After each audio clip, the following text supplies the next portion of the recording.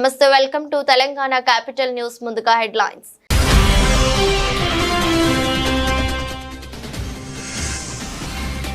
దయచేసి కులగణన సర్వేలో పాల్గొని వివరాలు అందించండి. రాజకీయ నాయకులకు మంత్రి పొన్నం ప్రభాకర్ విజ్ఞప్తి.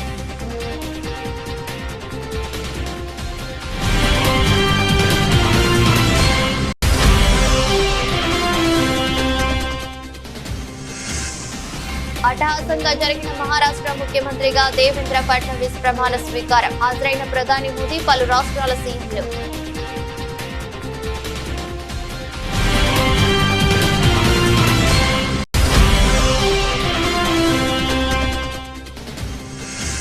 తెలంగాణ భవన్ లో డాక్టర్ బిఆర్ అంబేద్కర్ వర్ధంతి. ఆయన చిత్రపటానికి నివాళులర్పించిన బీఆర్ఎస్ వర్కింగ్ ప్రెసిడెంట్ కేటీఆర్.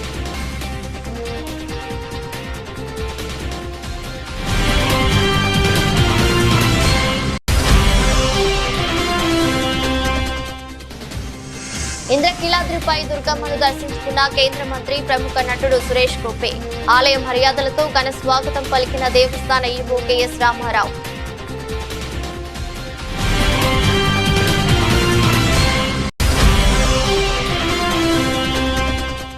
ఎమ్మెల్యేలు హరీష్ రావు, పాడి కౌశిక్ రెడ్డి అరెస్టులను నిరసిస్తూ కరీంనగర్ లో బీఆర్ఎస్ నాయకులు ధర్నా.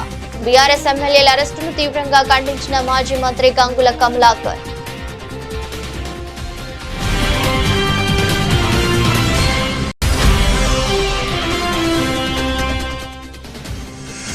ఉమ్మడి శ్రీకాకుళం జిల్లా స్థానిక సంస్థల పార్టీ ప్రజాప్రతినిధులతో సమావేశమైన వైఎస్ జగన్. అరాచక పాలనపై పోరాటం చేద్దామని పార్టీ శ్రేణులకు పిలుపు.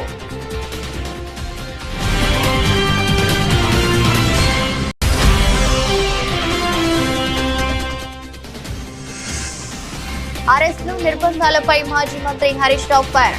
రేవంత్, ఇది నీ నిరంకుశ నియంతృత్వ పాలనకు నిలువటద్దమంటూ విమర్శలు.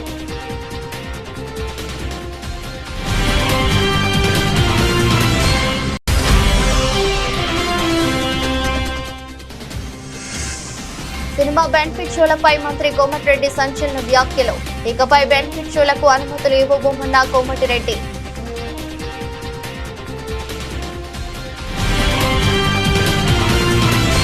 ఇప్పటికీ కేసీఆర్, కిషన్ రెడ్డి, బండి సంజయ్, పలువురు నాయకులు ఇంతవరకు సమగ్ర కుల సర్వేలో పాల్గొనలేదని, దయచేసి కులగణన సర్వేలో పాల్గొని వివరాలు అందించండి మంత్రి పొన్నం ప్రభాకర్ సూచించారు. ఈ నేపథ్యంలో రాజకీయ నాయకులకు మంత్రి పొన్నం ప్రభాకర్ విజ్ఞప్తి చేశారు. గతంలో బీఆర్ఎస్ సర్వే నిర్వహించినప్పుడు ప్రతిపక్ష నాయకులుగా మేము సర్వేలో పాల్గొని సమాచారం ఇచ్చామని, ఇప్పుడు వారు సహకరించాలని కోరుతున్నారు. తెలంగాణ రాష్ట్ర ప్రభుత్వం పక్షాన ప్రతిష్టాత్మకంగా రాష్ట్ర వ్యాప్తంగా కుల సర్వే జరిగింది. ఇప్పటికీ ఇందులో ఎవరైనా తమ సమాచారం ఇవ్వని రాజకీయ పార్టీల నాయకులు, ప్రజాప్రతినిధులు, అధికారులు, ఉన్నత స్థాయి అధికారులు ఎవరైనా తమ సమాచారం ఇవ్వకపోయి ఉంటే దయచేసి మీ ప్రాంత సమాచార సేకరణ అధికారి ఎమ్యునరేటర్కు పిలిచి మీ యొక్క సమాచారాన్ని ఇవ్వాల్సిందిగా కోరుతా ఉన్నాం. రాజకీయాలు లేవు ఇందులో. గతంలో టీఆర్ఎస్ ప్రభుత్వం చేసినప్పుడు కూడా మేమందరం ప్రతిపక్ష నాయకులుగా అందరం ఇచ్చినాం. ఈరోజు ఇప్పటికీ గౌరవ మాజీ ముఖ్యమంత్రి కేసీఆర్ గారు, కేంద్ర మంత్రులు కిషన్ రెడ్డి గారు, అదేవిధంగా బండి సంజయ్ గారితో పాటుగా రాష్ట్రానికి సంబంధించినటువంటి ఇతర రాజకీయ పార్టీల నాయకులందరూ కూడా ఈ యొక్క కుల సర్వేకు సహకరించాలి. లేదా సమాచారాన్ని ఇవ్వకుండా బీసీల వ్యతిరేకులుగా, ఈ యొక్క నిర్వహణకు వ్యతిరేకంగా మీరు భావం ఉంటే బహిరంగంగా చెప్పండి. కానీ ప్రభుత్వం తీసుకున్నటువంటి సర్వే సమాచారంలో మీరు లేకుండా ఉంటే మంచిది కాదు. కాబట్టి ఈ సమాచార సేకరణకు సహకరించి మీ వివరాలను ఇవ్వాల్సిందిగా నేను ఈ సందర్భంగా కోరుతా ఉన్నాను. ఎవరైనా రాకపోతే వాళ్ళు ఏదో పోస్టులు పెట్టి వాళ్ళు విమర్శ చేయడం కాదు. కొంత ఎక్కడైనా అవగాహన లోపంతో, సమాచార లోపంతో ఆ అధికారి మీ దగ్గర రాకపోయింటే బాధ్యత గల వాళ్ళుగా మీకు విజ్ఞప్తి చేస్తాను. ప్రభుత్వం పక్షాన వాళ్ళని ఆహ్వానించి వారి యొక్క సమాచార సేకరణ ఇవ్వాల్సిందిగా కోరుతాను. ఇంద్రకీలాద్రిపై వేంచేసి ఉన్న దుర్గమ్మను కేంద్ర మంత్రి, ప్రముఖ నటుడు సురేష్ గోపి దర్శించుకున్నారు. దేవస్థాన ఈవో కెఎస్ రామారావు ఆలయ మర్యాదలతో మంత్రి సురేష్ గోపికి ఘన స్వాగతం పలికారు. దుర్గమ్మ దర్శనం అనంతరం పండితులు వేద ఆశీర్వచనాలు అందించారు.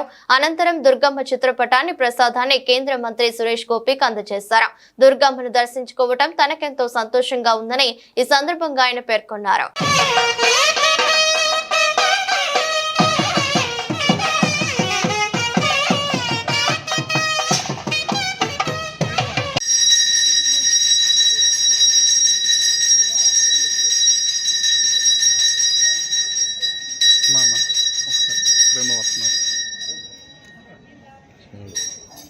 హారతి ఇస్తాను, హారతి తీసుకొని.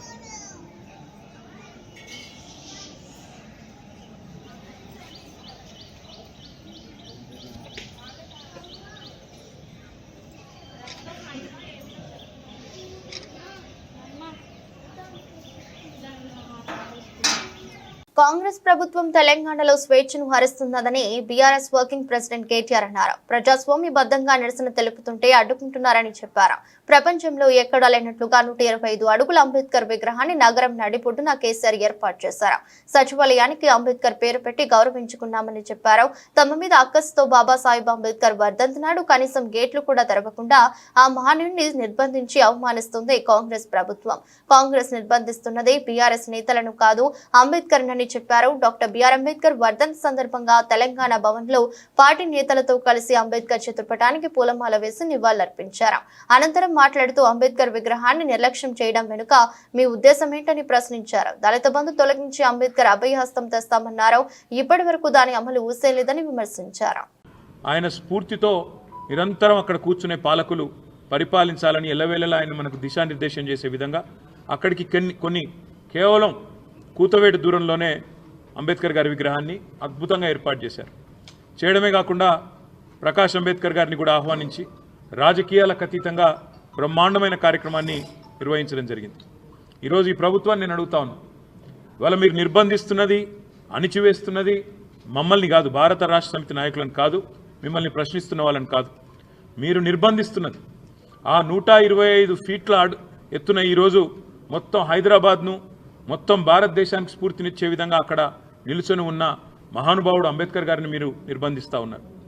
మీకు కోపం ఉంటే మా మీద ఉండవచ్చు, కేసీఆర్ గారి మీద ఉండవచ్చు, భారత రాష్ట్ర సమితి మీద ఉండొచ్చు, మా మీద అక్కసు ఉండొచ్చు.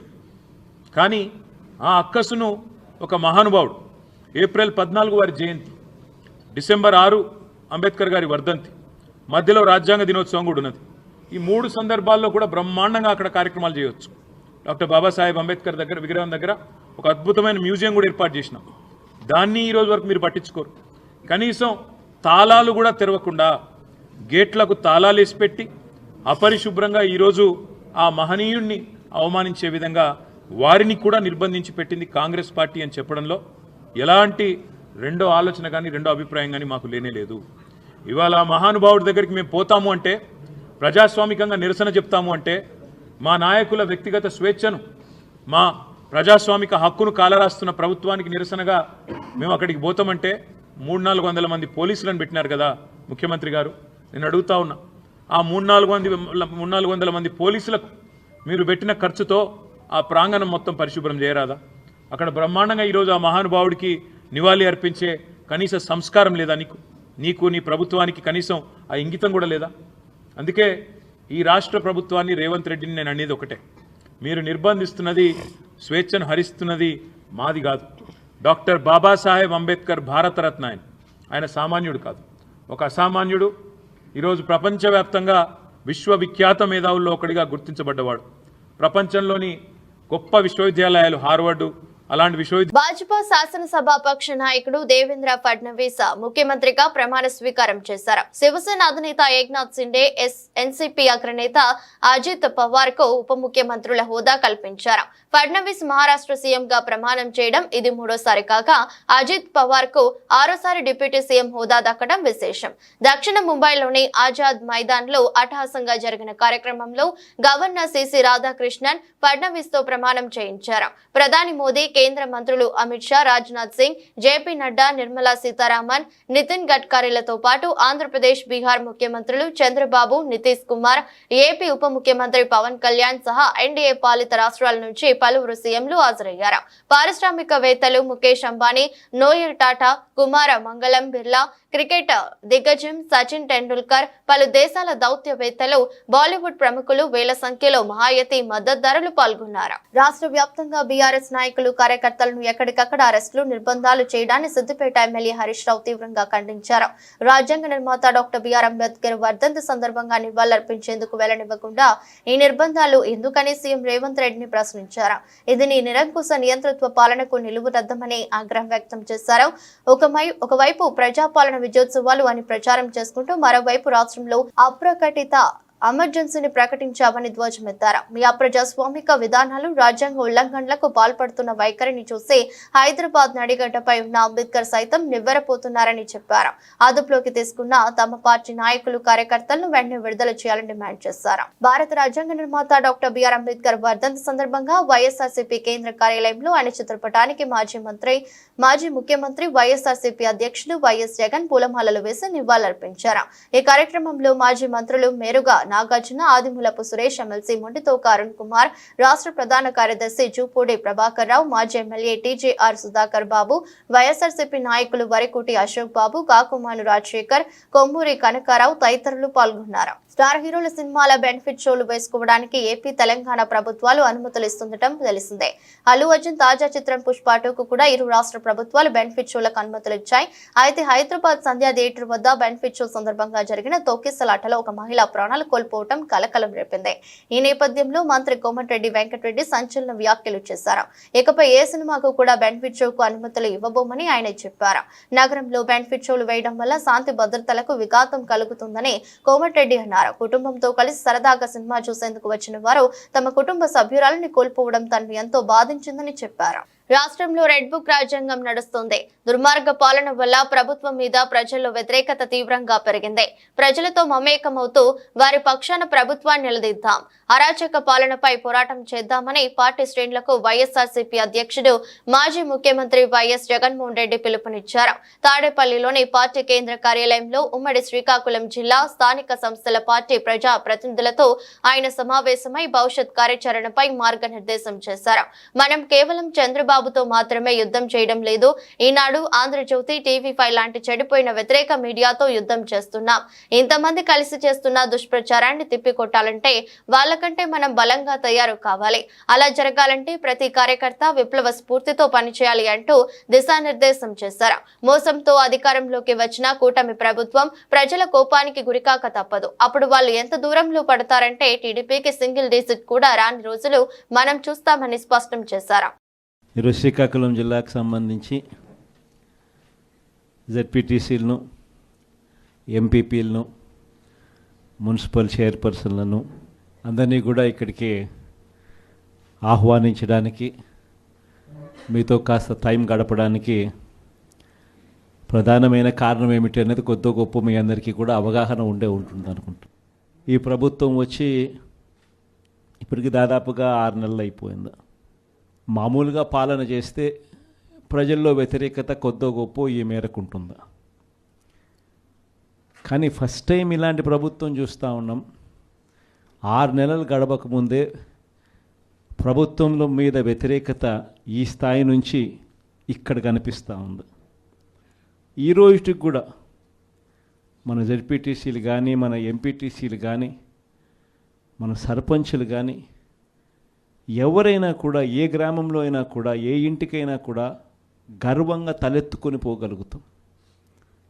కారణం ఏమిటి అనంటే ఎన్నికలప్పుడు మా పార్టీ ఇవన్నీ చెప్పింది.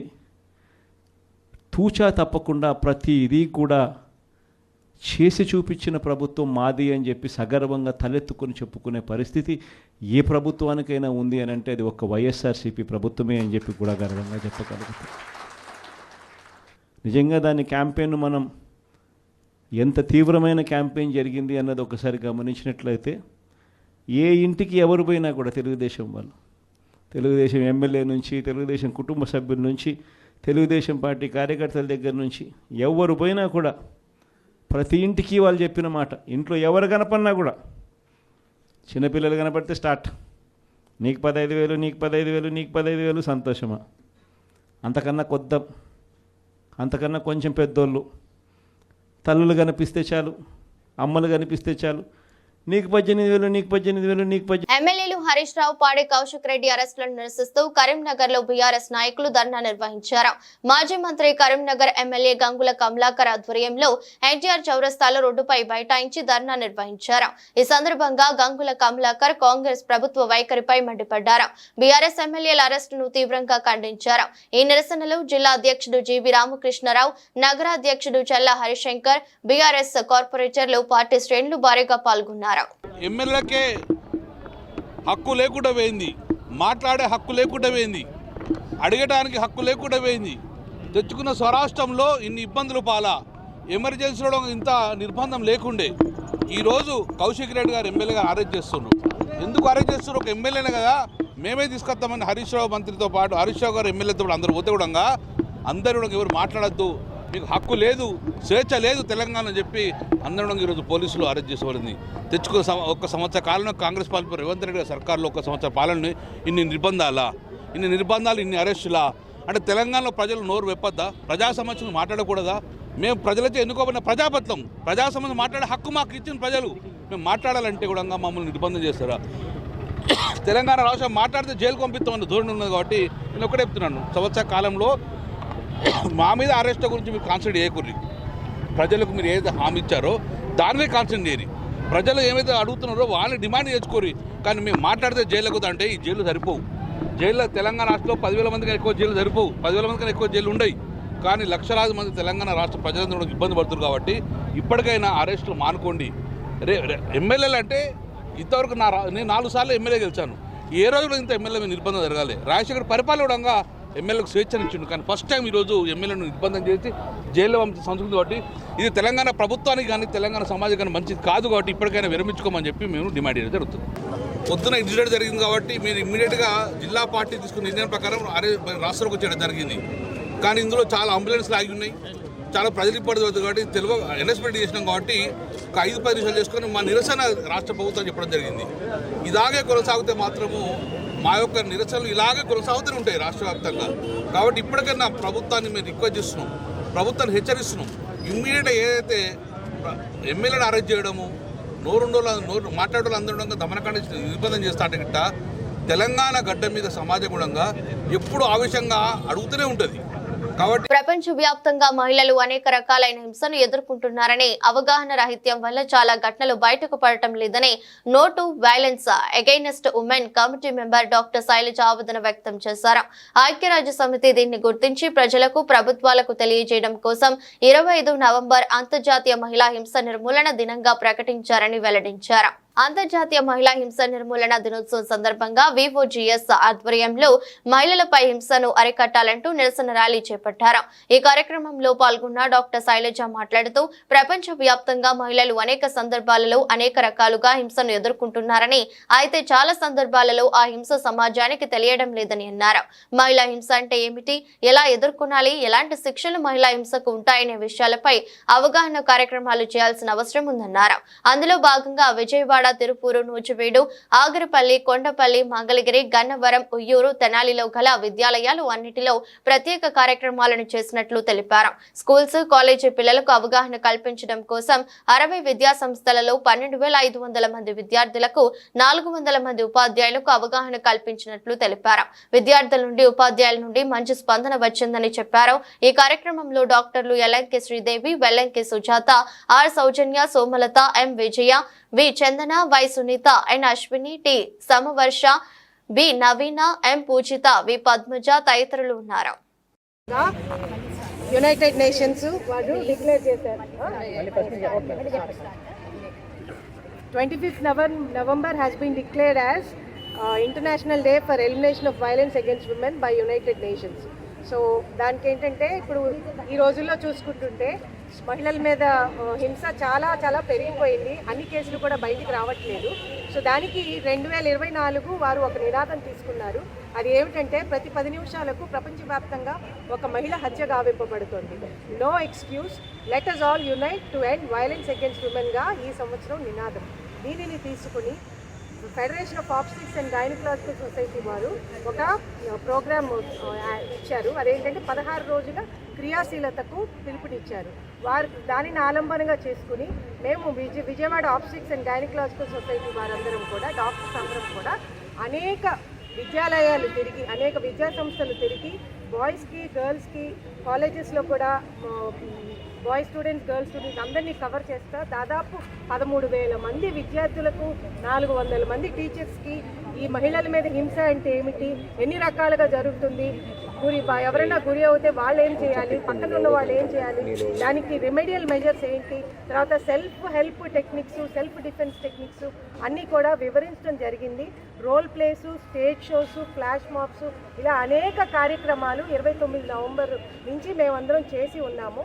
ఇది మన విజయవాడ సిటీలోనే కాదు, చుట్టుపక్కల కొండపల్లి, తిరువూరు, మైలవరం, గోశాల, ఉయ్యూరు, తర్వాత మంగళగిరి, తెనాలి, ఇలా అన్ని ప్లేసెస్లో కూడా ఎక్కడైతే మా Vijayawada optics and society members ఉన్నారో కూడా మేమందరం కూడా చాలా డెడికేటెడ్గా సెషన్స్ చేసి ఉన్నాము. దాని గురించి ఇది ఫైనల్గా మేము ఏంటంటే ఒక ర్యాలీ తీస్తున్నాం, so that general public also will know that such things are happening in the world. గవర్నమెంట్ని కూడా ఎలా మనం ప్రెషరైజ్ చేయాలి దీని గురించి మెజర్స్ తీసుకోవడానికి అని కూడా మేము చెప్తున్నాం.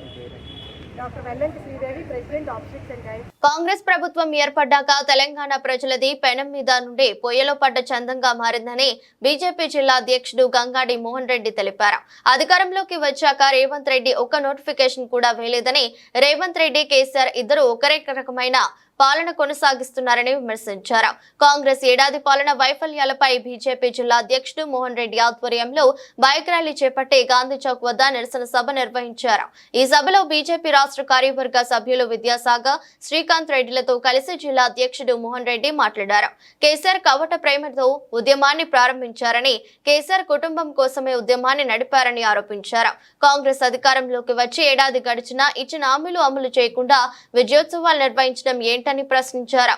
ఇప్పటికే విషాహారంతో 48 మంది విద్యార్థులు మరణించారని, కాంగ్రెస్ అధికారంలోకి వచ్చాక సాంఘిక సంక్షేమ హాస్టల్లో సౌకర్యాలు అధ్వానంగా తయారయ్యాయన్నారు. ఎన్నికలకు ముందు అవినీతి చేశారని ఆరోపించిన రేవంత్ రెడ్డి, అవినీతి చేసిన నాయకులపై ఒక కేసు నమోదు చేయకుండా కమిషన్ల పేరుతో కాలయాపన చేస్తున్నారన్నారు. జన్వాడ ఫామ్ హౌస్ పై రేవంత్ రెడ్డి ఎందుకు చర్యలు తీసుకోవడం లేదని ప్రశ్నించారు. రాబోయే కాలంలో కాంగ్రెస్ గ్యారంటీలపై పోరాటం కొనసాగిస్తామన్నారు.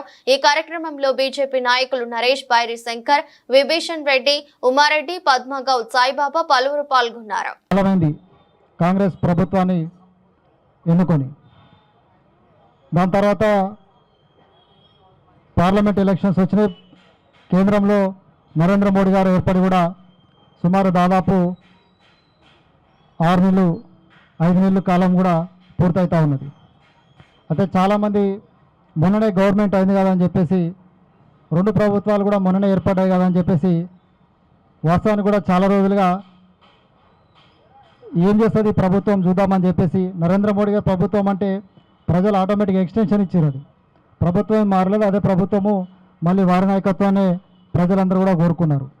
కానీ 10 సంవత్సరాల కాలం తర్వాత ఏదైతే ఉద్యమ ఆకాంక్షలు కావచ్చు, తెలంగాణ ఏర్పడాలనే, తెలంగాణ గురించి బలిదానాలు, అనేక రకాల పోరాటాల తర్వాత ఆ రోజు మరి కేసీఆర్ను ముఖ్యమంత్రి చేయడం జరిగింది తెలంగాణ ప్రజలు. ఉద్యమ పార్టీగా ప్రారంభమైన ఆ రోజు కేసీఆర్, తదనంతరము నాది ఉద్యమ పార్టీ కాదు, నాది రాజకీయ పార్టీ అని చెప్పేసి ఆయన ఉద్యమ స్ఫూర్తిని మర్చిపోయి ఆయన ఒక రాజకీయ నాయకునిగా ఆయన 10 ఏళ్ల పాలనను మనం తెలంగాణ ప్రజలు చూసిన తర్వాత మనం పొరపాటు చేసినాము. తెలంగాణ ఎందుకైతే సాధించుకున్నామో, ఎందుకైతే త్యాగాలు చేసినామో, మన త్యాగాలకు, మన యొక్క బలిదానాలకు విలువ లేకుండా పోయింది. ఈ తెలంగాణ ప్రజల గురించి, మన గురించి ఉద్యమం ప్రారంభించలేదు. ఆయన కుటుంబం గురించి, ఆయన బిడ్డ గురించి, ఆయన అల్లుడి గురించి, ఆయన కొడుకు గురించి ఉద్యమం చేసిండు. వాళ్ళ ఉద్యోగాల గురించి ఉద్యమం చేసిండు అని చెప్పేసి ప్రజలు కేసీఆర్ని మరి ఆ రోజు ఓడగొట్టి ఇంటికి పంపడం జరిగింది. 10 ఏళ్ల కేసీఆర్ పాలనలో తెలంగాణ నిధులు బడ్జెట్తో ఆయన చేతిలో పెడితే బంగారు తెలంగాణ చేస్తా అని చెప్పి మనకు అప్పుల తెలంగాణ. కాంగ్రెస్ పార్టీ ఇచ్చినటువంటి హామీలు ఏంటి, వాళ్ళు ఇచ్చినటువంటి గ్యారెంటీలు ఏంటి, ఏ విధంగా ప్రజల్ని మోసం చేస్తున్నటువంటి విషయాన్ని చెప్పడం జరిగింది. రేవంత్ రెడ్డి ఎలక్షన్స్లలో 420 హామీలను ఇచ్చిండు. 420 హామీలు అంటే ఏమంటాం మనం, 420 420. రేవంత్ రెడ్డి 420, ఆ 420 హామీలను ఇచ్చిండు. హామీలను ఇచ్చి ఒక్క హామీని కూడా నెరవేర్చేటువంటి పరిస్థితి లేదు ఈ రోజు ఉన్నటువంటి 420 ముఖ్యమంత్రి. కాబట్టి 420 ముఖ్యమంత్రి నిలదీయడానికి ఈ రోజు భారతీయ జనతా పార్టీ గల్లీ గల్లీలో గ్రామ గ్రామాన కదలి ప్రజల్ని జాగృతం చేయడానికి ఈరోజు ఛార్జ్ షీట్లు తీసుకొని వచ్చి ప్రజల ముందు నిల్చోబెట్టింది, ప్రజల ముందు నిలదీస్తా ఉంది. ఈరోజు అడుగుతా ఉన్నాం, రాష్ట్ర వ్యాప్తంగా ఇప్పటికన్నా చెప్పిండు, సాధారణ చెప్పిండు ఏ విధంగా మోసం చేస్తున్నారు.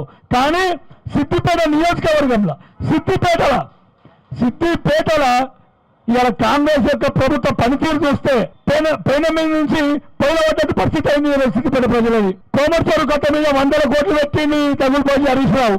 100 కోట్ల రూపాయలు పెట్టి కోమర్చేరును అభివృద్ధి చేస్తున్నా అని చెప్పి 100 కోట్లు ఎన్కేసుకున్నటువంటి హరీష్ రావు అయిపోయింది, వాళ్ళ ప్రభుత్వం దిగిపోయింది. ఇవాళ ఆ 100 కోట్లు పెట్టినటువంటి కోమర్చేరు మీద మున్సిపాలిటీ పట్టించుకుంటలేదు, నా టూరిజం డిపార్ట్మెంట్ పట్టించుకుంటలేదు. మున్సిపాలిటీలను అడిగితే టూరిజం డిపార్ట్మెంట్ అంటారు, టూరిజం డిపార్ట్మెంట్ అడిగితే మున్సిపాలిటీ అంటారు. గడ్డి మొలిచింది, చెత్త లేకపోయింది, 100 కోట్లు ఆ కొమర్షియల్ నీళ్ళలో పోసినట్టే అయిపోయింది. ఇదేనా మీ అభివృద్ధి? ఇదేనా? ఇక్కడ ఉన్నటువంటి ఎమ్మెల్యేలు అడుగుతున్నా, ఇక్కడ ఉన్నటువంటి కాంగ్రెస్ నాయకులను కూడా అడుగుతున్నా, ఎందుకు 100 కోట్లు పెట్టిన దాన్ని వృధా చేస్తున్నారు, ప్రజల అవసరాలకు పనికి రాకుండా చేస్తున్నారు చెప్పాల్సినటువంటి అవసరం ఉంది. ఇలా మేము ఎప్పుడూ అడిగినాం, ఎలక్షన్స్ ముందు అడిగినాం కోనా కార్పస్ చెట్ల గురించి, విషతుల్యమైనటువంటి చెట్లు కోనా కార్పస్ చెట్లు. వార్తలు ముగించే ముందు మరోసారి హెడ్లైన్.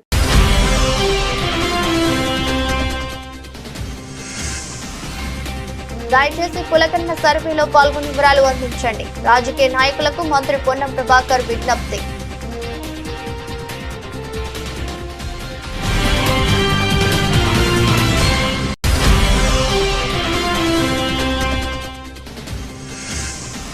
అట్టహాసంగా జరిగిన మహారాష్ట్ర ముఖ్యమంత్రిగా దేవేంద్ర ఫడ్నవీస్ ప్రమాణ స్వీకారం. హాజరైన ప్రధాని మోదీ, పలు రాష్ట్రాల సీఎంలు.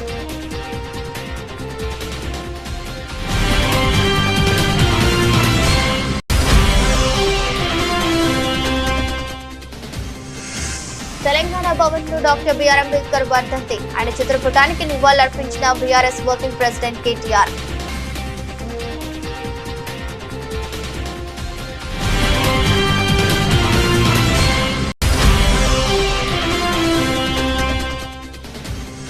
ఇంద్రకీలాద్రిపై దుర్గమ్మను దర్శించుకున్న కేంద్ర మంత్రి, ప్రముఖ నటుడు సురేష్ గోపి.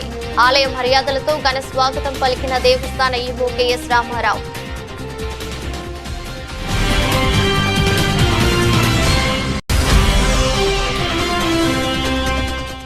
ఎమ్మెల్యేలు హరీష్ రావు, పాడి కౌశిక్ రెడ్డి అరెస్టులను నిరసిస్తూ కరీంనగర్ లో బీఆర్ఎస్ నాయకులు ధర్నా. బీఆర్ఎస్ ఎమ్మెల్యేల అరెస్టును తీవ్రంగా ఖండించిన మాజీ మంత్రి గంగుల కమలాకర్.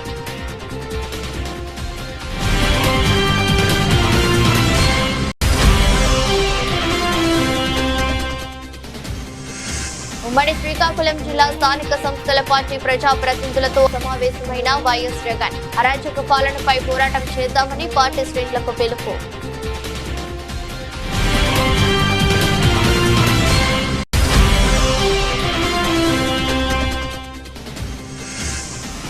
అరెస్టులు, నిర్బంధాలపై మాజీ మంత్రి హరీష్ రావు ఫైర్. రేవంత్, ఇది నీ నిరంకుశ నియంతృత్వ పాలనకు నిలువటద్దమంటూ విమర్శలు.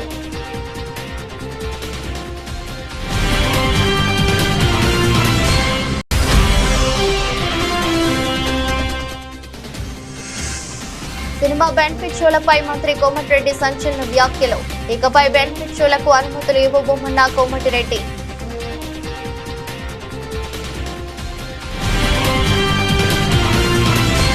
ఎదురొస్ట్ బులెటిన్ మరో బులెటిన్లో మళ్ళీ కలుద్దాం. అంతవరకు సెలవు, నమస్కారం.